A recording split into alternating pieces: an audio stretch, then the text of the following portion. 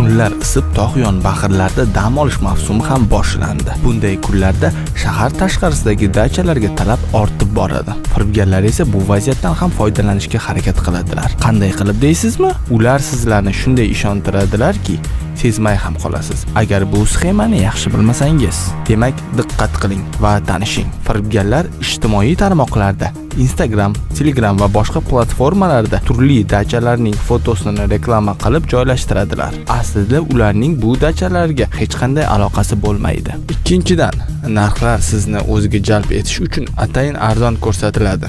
Uchinchidan, to'lovlar plastik karta orqali amalga oshirilishini talab qiladi. To'rtinchidan, nihoyat e'tibor qaratishingiz lozim bo'lgan joyi. Dachani boshqa mijozga berib yubormaslik uchun sizdan faqat plastik karta orqali to'lov yoki oldindan ma'lum miqdorda pul so'raladi. Beshinchidan, tezroq hal qiling, aks holda boshqasiga berib yuboraman deb sizni shoshiltiradi. Oltinchidan, arzon va hashamatli dachani qo'ldan boy bermaslik uchun karta orqali to'lov qilishingiz bilan aloqani uzadi va siz firibgarlar qurboniga aylanasiz. Unutmang, dachaning haqiqiy egasi sizni shoshiltirmaydi. Pullarni oldindan so'rasa-da, yuzma-yuz ko'rishganda ham qabul qilib olaveradi. Ehtiyot bo'ling. Aldanmaslik uchun to'lovni oldindan amalga oshirmang.